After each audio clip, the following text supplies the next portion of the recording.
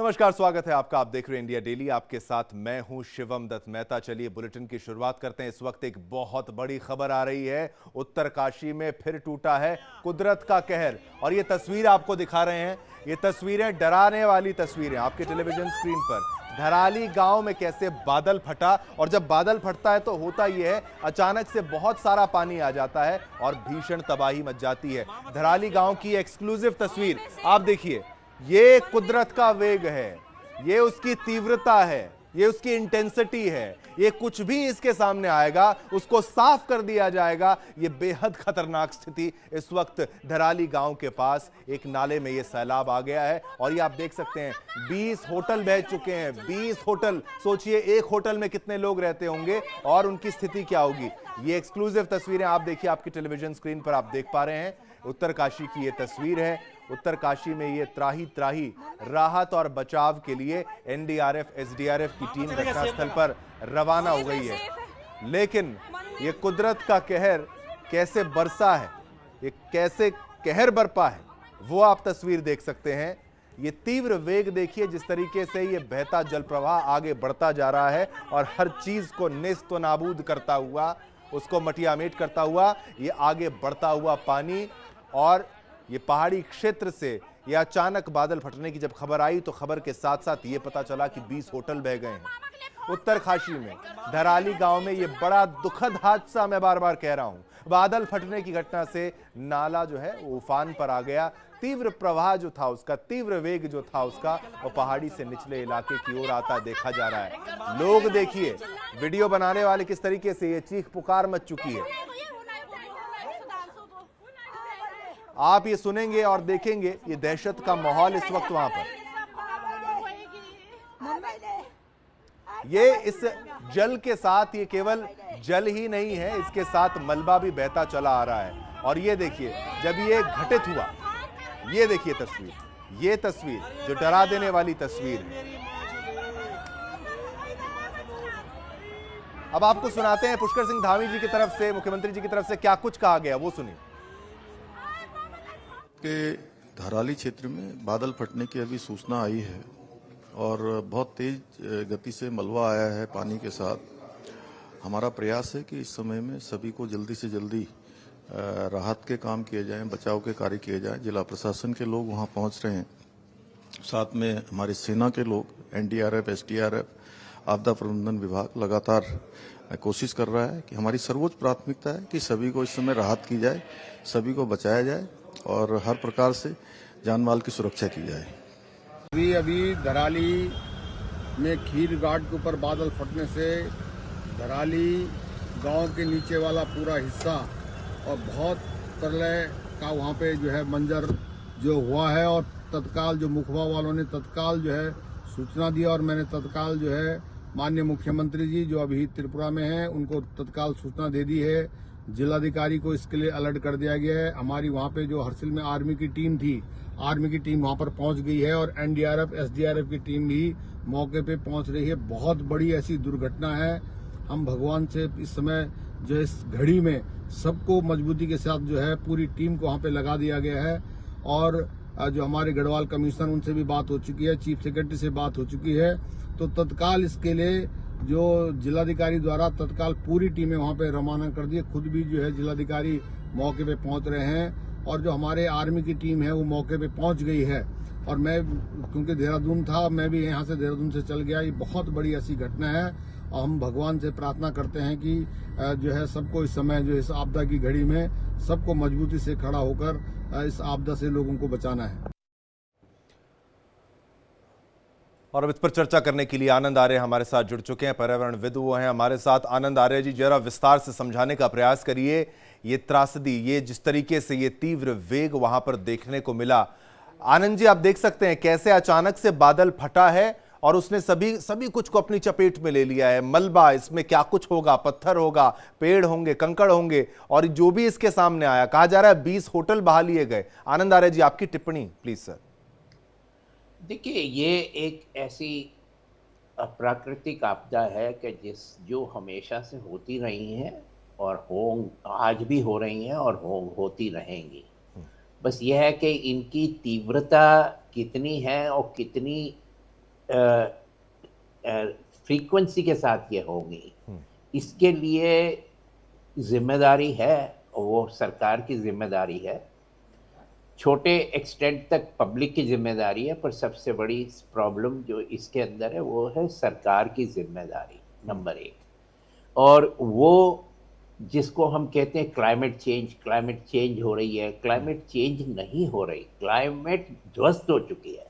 जो हमारी जितनी जलवायु प्रणाली है वो खत्म हो चुकी है, और उसका नतीजा जो है वो आज आप ये देख रहे हैं, जब आप कह रहे हैं कि इतने होटल बह गए, इतने लोगों का, और अभी तो हमको पता नहीं है कि हमारे कितने इसमें हमें कितने इसमें हताहत हुए हैं, कितने हुए हैं, उन सब के साथ संवेदना। और ये बहुत आहत करने वाली है। और अब इसमें सबसे बड़ी प्रॉब्लम ये है कि इसमें 3 पॉइंट मैं कहूँगा। नंबर एक कि ये जो पहाड़ हैं, ये पहाड़ बहुत ही यंग पहाड़ हैं और इनके अंदर उस तरह की सॉलिडिटी नहीं है जो कि हम नॉर्मली देखते हैं। और ख़ासकर ये उत्तरकाशी, आपके उत्तराखंड के बाकी के पहाड़ और जो हमारे हिमाचल प्रदेश के पहाड़ हैं, ये सब एक तरह से कच्चे पहाड़ हैं। और इनके ऊपर इस तरह का कंस्ट्रक्शन करना एक चीज़ दिखाता है कि किसी ने टाउन प्लानिंग नाम की, शायद जो हमारी सिस्टम होता है, प्रणाली होती है, जिसके अंदर बहुत सारी चीज़ें करनी होती हैं, वो किसी ने नहीं देखी।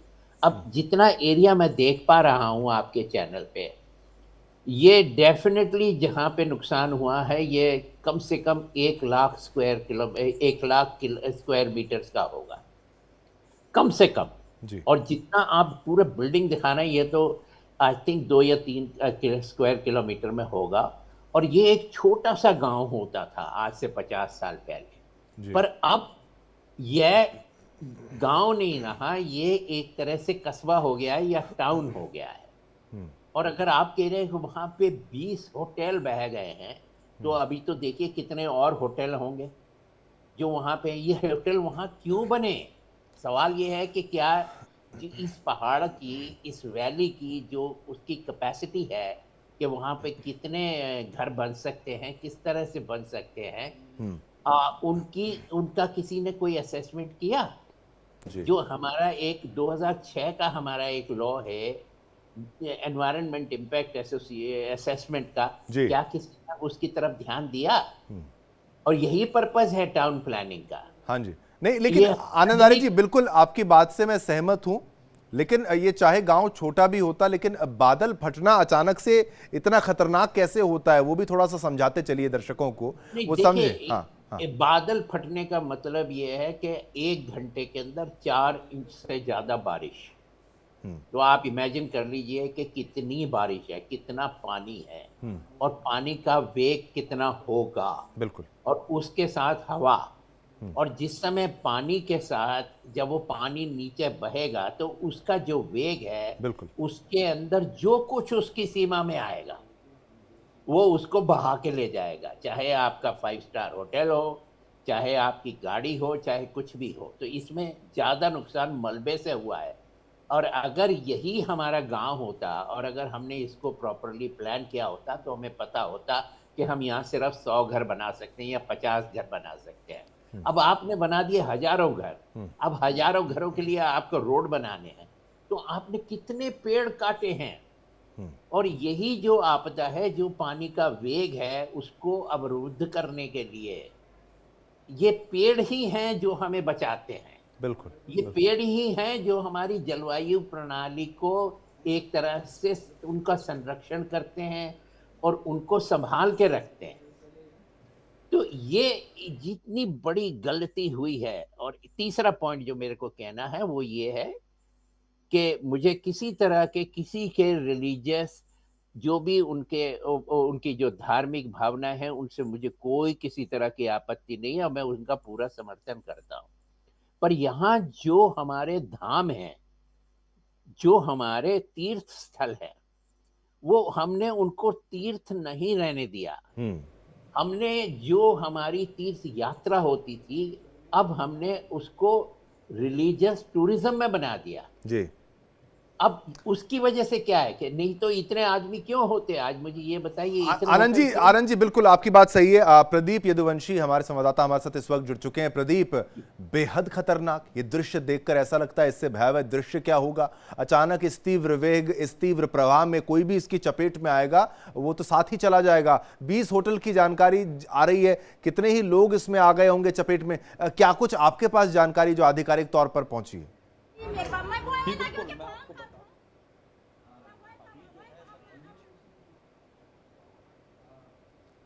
चलिए आपका ऑडियो ठीक कर लेते हैं। यहाँ पर थोड़ा सा ऑडियो का प्रदीप जो है थोड़ा सा इशू यहाँ पर आ रहा है, उसको ठीक कर लेते हैं। लेकिन जो तस्वीर हमारे संवाददाता भी कुछ ही पलों में आपके साथ वो बात आपके साथ साझा करेंगे क्या एग्जैक्टली हुआ। लेकिन ये दो तस्वीरें आप देख सकते हैं। आप देखें ये बड़ी गाड़ी है जो उस बिल्कुल उसकी चपेट में आ गई। ये तस्वीरें एक्सक्लूसिव। उनकी टीम्स जो है वो भी रवाना हो रही हैं और मौके पे पहुंच रही हैं। इसके अलावा जो हमारी एसडीआरएफ की बटालियन हेडक्वार्टर में जो स्पेशलाइज इक्विपमेंट्स को जो इस डिजास्टर में काम आ सकते हैं उनको भी हम लोग एक जियो के सुपरविजन में रवाना कर रहे हैं। और इसमें जहाँ पर भी लग रहा है कि जो भी एजेंसी जो है इसमें हेल्प कर सकती हैं, एससीओसी जो है उसको क्लोजली कोऑर्डिनेट कर रहा है। और सारी की सारी एजेंसी जिसमें आपको बताया, चाहे आर्मी है, चाहे आईटीबीपी है, एनडीआरएफ है, सभी की सभी टीम्स मौके पर पहुंच रही हैं और एक कोऑर्डिनेटेड तरीके से एक रेस्क्यू वर्क किया जा रहा है।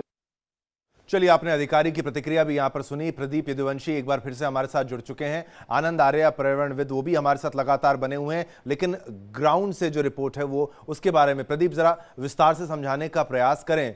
क्या आधिकारिक अपडेट्स यहां पर आए हैं, आंकड़ा, नंबर्स, कुछ ऐसा कुछ सामने आ रहा है कि इतने लोग और इतने होटल और घर? जी बिल्कुल, मैं आपको बता दूं, लोगों की अगर बात हम करें तो लगभग करीब 2 से अधिक दर्जन लोग जो हैं इस समय मजदूर जो हैं उनके दबे होने की आशंकाएं जो है स्थानीय लोगों और आधिकारिक तौर पर भी जताई गई है। वहीं अगर बात करें 20 से 25 जो होटल हैं और इमारतें मतलब बड़ी तौर पर तबाही जो है वो देखी गई है। आपको आप जिस हिसाब से विजुअल सामने आ रहे हैं उस हिसाब से आप देख सकते हैं लगातार वहां पर जो है बड़े पैमाने पर जो है जन को हानि हुई है। जी जी बोलिए प्रदीप। हाँ जी बिल्कुल। वहीं अगर आप बात करें प्रशासनिक तौर की, प्रशासनिक टीमें जो हैं इस समय मुख्यमंत्री के आदेश के बाद तत्काल मौके पर पहुंच चुकी है। एनडीआरएफ हो, एसडीआरएफ हो या फिर फायर यूनिट हो, इस समय मौके पर जो है रेस्क्यू टीम जो पहुंच चुकी है, रेस्क्यू किया जा रहा है। लेकिन आपको बता दूं लगातार जो बारिश हुई है, बारिश के कारण जो रेस्क्यू है वो प्रॉपर तरीके से नहीं किया जा पा रहा है, उसमें बहुत बड़ी समस्या आ रही है। वहीं अगर बात की जाए, कई गाड़ियां जो है इस घटना में जो है वो बह गई है। और अगर इस चीज को अगर हम देखें तो प्रशासन जो है फिर लगातार मॉनिटरिंग भी कर रहा है और भी देख रहा है कि कहीं कोई घटना जो है ऐसी ना हो और कोई कितनी जो कैजुअलिटी है वो कम से कम हो, इसके लिए लगातार जो है वो प्रयास कर रहा है। जी ठीक है, बिल्कुल। लेकिन ऐसे मामले में रेस्क्यू ऑपरेशन भी थोड़ा इसमें दिक्कतों का सामना करना पड़ता है। आप भी मेरे साथ प्रदीप बने रहिए। आनंद आर्य जी, ऐसे मामले में आपने देखा, क्योंकि ये इस बात की तस्दीक करता, आप जो कह रहे थे उसे अगर अंग्रेजी में कहे सस्टेनेबल डेवलपमेंट तो वो शब्द मुझे लगता है वो ज्यादा सही होगा। लेकिन सस्टेनेबल डेवलपमेंट की अगर हम बात करते हैं तो वो कहां तक संभव है? और दूसरा, ऐसी स्थिति में आनंद आर्य जी अब जो रेस्क्यू ऑपरेशन है वो भी कितना जटिल हो जाएगा, आप ये देखिए। हाँ। देखिए, इसमें जो आप कह रहे हैं सस्टेनेबल डेवलपमेंट, मेरे हिसाब से there is nothing like sustainable development. Development वहीं तक होना चाहिए जो वहाँ पे हमारी प्राकृतिक सिचुएशन है, जो वहाँ की प्राकृतिक नेचुरल क्लाइमेट है, नेचुरल एरिया है, हिल्स हैं, आपके पहाड़ हैं, नदी हैं, इन सब का एक कॉम्बिनेशन लेके उनका जो स्पेस है हम उसके ऊपर अतिक्रमण नहीं कर सकते। और वही यहाँ पे अनफॉर्चुनेटली हो रहा है। जैसे अभी आपने मेरे से ये सवाल पूछा था कि ये कितनी बड़ी त्रासदी है, मैं बताता हूँ आपको। जब क्लाउड बर्स्ट होता है ना, जिसको हम बोलते हैं बादल फटना, आप ये समझिए 1 स्क्वायर किलोमीटर के ऊपर आपने 25,000 टन का आपने वजन फेंक दिया है। इतना खतरनाक है, ये इतना खतरनाक है। तो 25,000 टन आप समझिए, अगर वो 25,000 टन पानी आपका इस तरह से सीमित होके आ रहा है कि वो एक वैली में से निकल के आ रहा है, तो उसकी चपेट में जो आएगा वो जाएगा। तो इसके लिए सॉल्यूशन एक ही है कि हमें अपने पेड़ों की, अपनी नदियों की और नदियों का जो फ्लड प्लेन का हिस्सा है उसके ऊपर उसको छूना भी नहीं है। जी। यही सस्टेनेबल डेवलपमेंट है। अब यहाँ पे हमने चार धाम, अपने रिलीजियस टूरिज्म के लिए आपने चार धाम के लिए चार धाम रोड बना दिया है।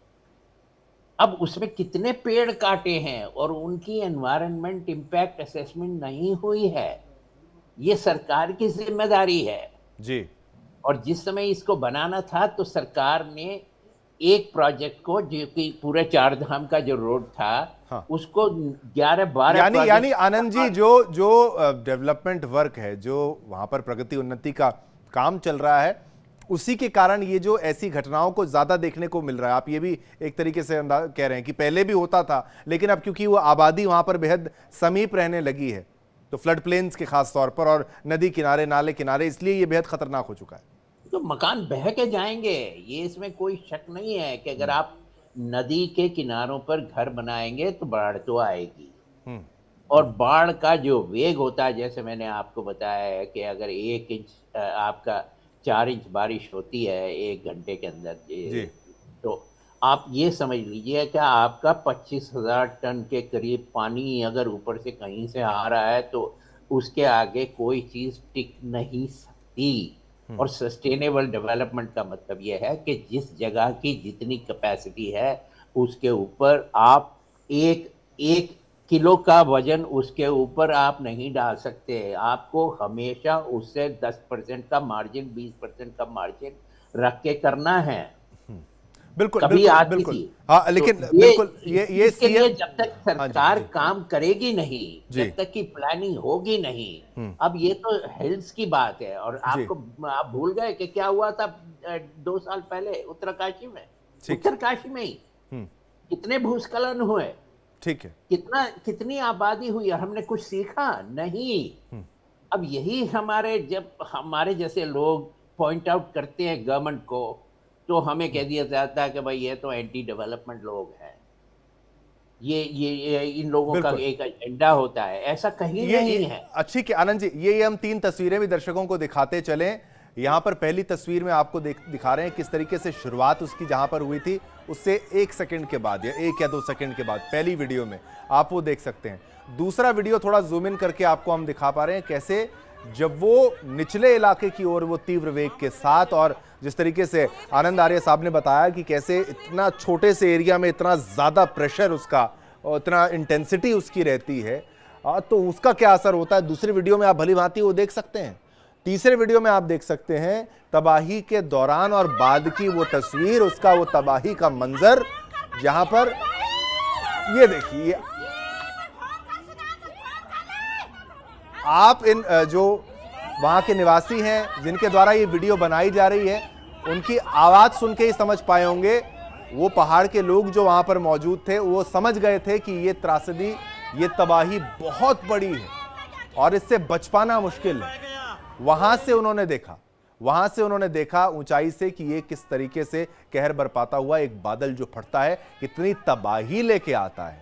ये उसकी तस्वीर है। वीडियो 1, वीडियो 2, वीडियो 3, यहां पर 3 तस्वीरें हमारे साथ। और चलिए मेरे साथ मेरे संवाददाता प्रदीप यदुवंशी भी साथ जुड़ चुके हैं। प्रदीप, मुख्यमंत्री जी कह रहे हैं कि लगातार वो संपर्क में हैं और ये बेहद दुखद है जिस तरीके से ये सब कुछ हुआ है। एनडीआरएफ, तमाम चीज जो है, जितनी भी टीम्स हैं वहां पर वो लगी हुई हैं, पुलिस अधिकारी भी वहां पर मौजूद हैं, लेकिन हालात बेहद चिंताजनक हैं। कुछ ऑपरेशनल डिटेल्स, कुछ आगे बढ़ती हुई कुछ कार्रवाई के बारे में भी आप बताते चलिए प्रदीप। जी बिल्कुल, मुख्यमंत्री के आदेश के बाद जो मौके पर जो राहत टीमें हैं वो इस समय लगी हुई है, लेकिन सबसे बड़ी समस्या, चुनौती जो है इस समय लगातार जो बारिश हो रही है वो बनी हुई है, क्योंकि बारिश के में रेस्क्यू जो है उस स्तर पर नहीं हो पा रहा है जिस स्तर पर होना चाहिए, क्योंकि बड़ी घटना है तो फिर मलबे के नीचे दबे होने की आशंकाएं जो है स्थानीय लोग जो है वो जता रहे हैं। बावजूद, मैं आपको बता दूं, जो प्रशासनिक टीम है बावजूद इसके लगी हुई है और किसी तरीके से ये जो आपदा में जितना भी हो सके जनहानि को बचाने की कोशिश कर रही है। जी, लेकिन प्रदीप, कुछ और आंकड़े में बदलाव के साथ आप कहते हैं, क्योंकि जो आपने बात यहां पर बड़ी महत्वपूर्ण की, रेस्क्यू ऑपरेशन में मलबे के अंदर दबे लोग, और उस पर आप कोई हैवी मशीनरी का इस्तेमाल भी नहीं कर सकते। लेकिन इतने लंबे समय से आपने पहाड़ी क्षेत्र को जब कवर किया था, तो ऐसी त्रासदी में अमूमन होता क्या है, किस तरीके से रेस्क्यू ऑपरेशंस को आगे बढ़ाया जाता है? पहले आपसे प्रदीप, फिर बाकी सर से हम सवाल लेंगे। जी बिल्कुल, मैं आपको बता दूं, रेस्क्यू के लिए फिलहाल जो है बड़ी मशीनें भी लगी हुई है, लेकिन क्या है कि इस समय लगातार जो बारिश है वो इस समय कहीं ना कहीं रेस्क्यू टीम के लिए चुनौती बनी हुई है। वहीं मुख्यमंत्री हमारे साथ महेंद्र भट्ट जी जुड़ चुके हैं इस समय। महेंद्र जी, ये जिस तरीके की तस्वीर हम देख पा रहे हैं, बेहद दुखद, बेहद खतरनाक, कई लोगों के दबे होने की खबर यहां पर सामने आ रही है। जरा विस्तार से आप बताइए महेंद्र जी, राज्यसभा सांसद हमारे साथ हैं। देखिए, लगातार 48 घंटे से बारिश बनी हुई थी, लेकिन ये इस प्रकार की एक प्रकार से कल्पना भी नहीं थी घटना होगी। धराली बहुत ही एक प्रकार से मैं कहता हूँ पर्यटन का स्थल भी है, धार्मिक स्थल भी है, और बड़ी संख्या होटल्स भी है। लोगों का आवागमन यात्रा सीजन के कारण बढ़ा ही होगा। और आज इस प्रकार का दृश्य हम समाचार चैनलों में दिखाई दे रहा है, ये बहुत ही भयावह है। बड़ी संख्या में लोगों की दबने की ऐसी आशंका व्यक्त की जा रही है, और जिला प्रशासन से माननीय मुख्य संपर्क किया है। मेरे भी वहाँ के अपने विधायक सुरेश जी चौहान जी से मेरी बात हुई है। हमने अपने जिलाध्यक्ष के संदर्भ में जानकारी जुटाने की कोशिश की है। जिला मुख्यालय से दूरी होने के कारण लोगों ने वहाँ के लिए अपना एक प्रकार से वहाँ सब लोगों ने बचाव कार्य के लिए जाना प्रारंभ कर दिया है। जिला ने एसडीआरएफ एनडीआरएफ की टीम को वहाँ भेजा है। बचाव के साथ साथ दवा की दृष्टि से स्वास्थ्य विभाग की टीमों को भी वहाँ रवाना किया गया है।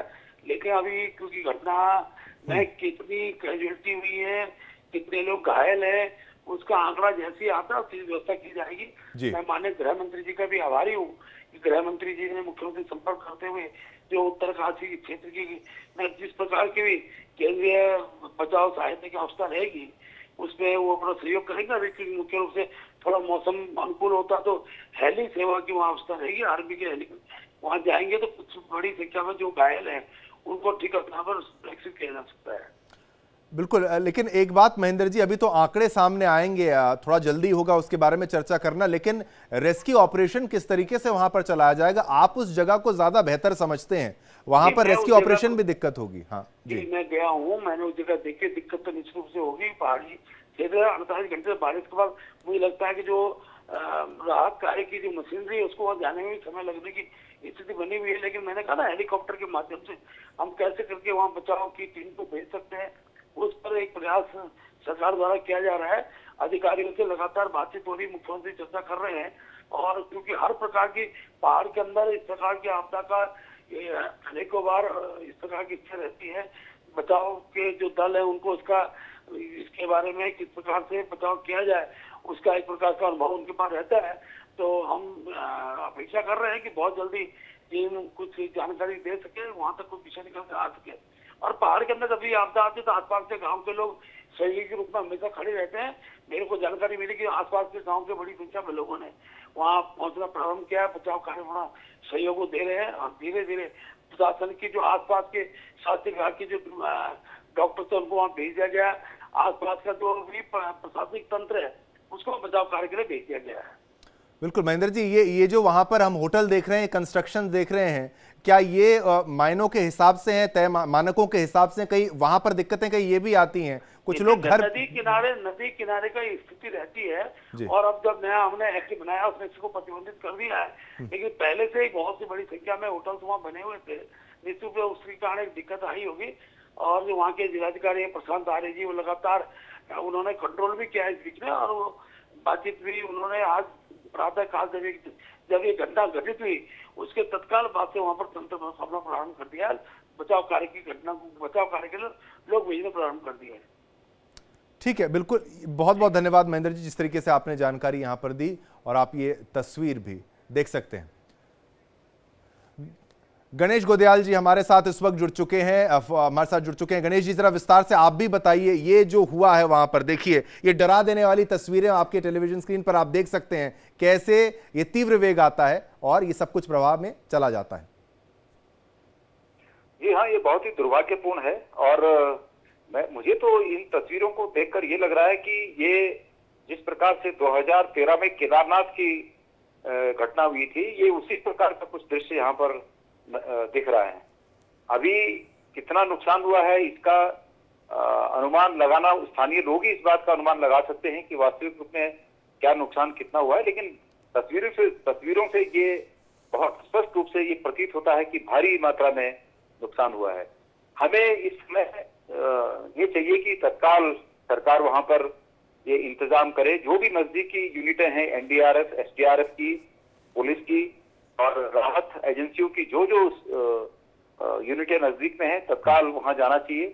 हॉस्पिटल के जो नजदीकी हॉस्पिटल हैं, स्वास्थ्य सुविधाओं का जो नजदीकी इंतजाम हो सकता है, उन नजदीकी संस्थानों से, मतलब हॉस्पिटलों से, डिस्पेंसरियों से, तमाम उन लोगों से जो कि इस काम में लगे हुए हैं, स्वास्थ्य सुविधाओं के काम में लगे हैं, उन्हें वहां पर तत्काल आदेश होने चाहिए कि वहां पर पहुंचे। बिल्कुल ये कार्यों का बिल्कुल गणेश जी जी बहुत बहुत धन्यवाद गणेश जी, आपने अपनी राय रखी। लेकिन ये तबाही के बाद की तस्वीर दर्शकों आप देखिए, ये सोचिए ये घर थे और जिनका ये हाल, ये हश्र हुआ है, और ये बिल्कुल पूरे मलबे में वो पूरे के पूरे घर जो हैं, होटल जो हैं, वो दब गए हैं। और आपको हमने तबाही के मंजर की वो तस्वीरें भी दिखाई, आपको दिखाया बादल कैसे फटा और फटने के बाद वो तीव्र वेग आया, सबको चपेट में ले गया। कहा जा रहा है 20-25 होटल साथ चले गए, कितने लोग दबे हो सकते हैं। आनंद जी हमारे साथ थे, बहुत बहुत धन्यवाद आनंद जी। प्रदीप भी हमारे साथ थे, आनंद जी ने बहुत अच्छे तरीके से समझाया एक पर्यावरणविद होने के नाते कि कैसे डेवलपमेंट के साथ साथ सस्टेनेबल डेवलपमेंट भी इंपॉर्टेंट है।